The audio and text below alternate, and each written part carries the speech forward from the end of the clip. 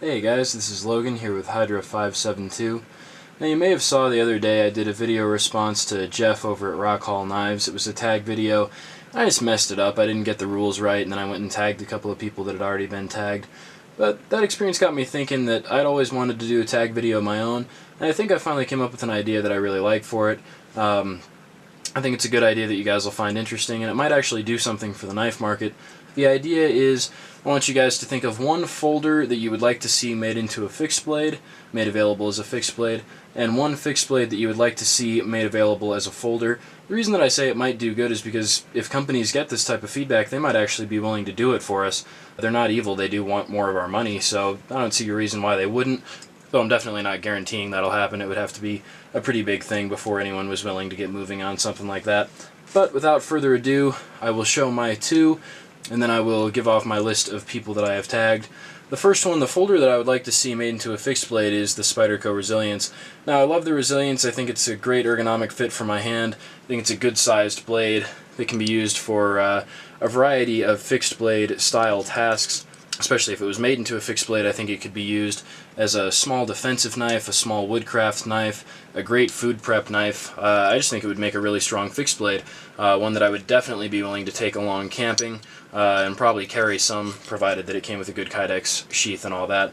So I think that would be a really interesting knife to see made into a fixed blade. Hopefully Spyderco could get it done relatively low cost, because making it a full tang blade, and that is the way I would like to see it, is just that blade tang continued all the way down and then covered with the same G10 handles. That would be pretty expensive just because it would be that much more steel. But if Spyderco could get it done for around $50, $60, I think I would be interested in it. Their heat treatment on the 8CR13 is just excellent, so it would be cool to have a fixed blade that you could get polished back up to a shaving edge very easily. Overall, I think it would just make a great fixed blade. So there's my folder to fixed blade. My fixed blade, the folder, I actually don't have the fixed blade, but it is the Zero Tolerance 0100. I've got my 200 here, and I love my 200, and I think I really like the 100. I actually might just bite the bullet and pick one up here in a little bit, or a long while, who knows.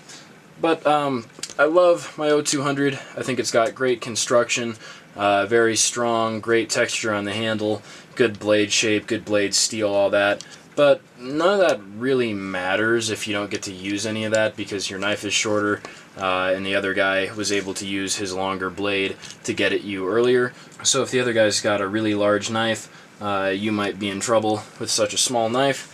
And for a tactical blade, I think we can all just see why that longer blade creates more momentum, more distance, more speed. So I would really like to see just an enormous version of this. I'm very aware that it would be expensive, like the 0100 is. That's the way it is when you start getting into big blocks of expensive steel. The price of the knife goes up. But I think I'd be willing to pay it just to have a higher quality competitor in the same range that like the Raha 2 is competing and the largest Espadas are competing. That really long pocket sword type blade. It would be cool to see even an expensive one. Even if it was $250, I would rather spend $250 on a folding 0100 than I would on, say, one of the medium-sized Emersons. So those are my two selections. The Resilience I would like to see made into a fixed blade, and the 0100 I would like to see made into a folder. Now on to my tags for this video, people that I would like to continue on and pass the torch. All great channels, by the way, so this will be a little informal shout-out time. All of their links will be in the description, so if you haven't checked them out yet, please do. They're excellent people, my friends here on YouTube. First one, Cineric77. Second one, Blade Psycho. Third one is Vance. Fourth is Maritime Spook. Fifth, Bikes and Blades. Sixth, Superfly Fat Guy. And seventh, Jeff over at Rock Hall Knives.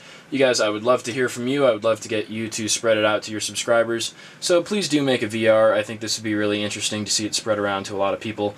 I thought it was a good idea.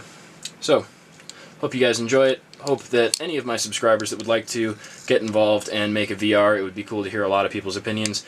Like I said, if we can make enough noise, I could actually see a knife coming out of this. Who knows? It'd be fun to see everybody's ideas either way. As always, thank you guys for making your VRs. Thank you guys for watching, and stay tuned for more of the same.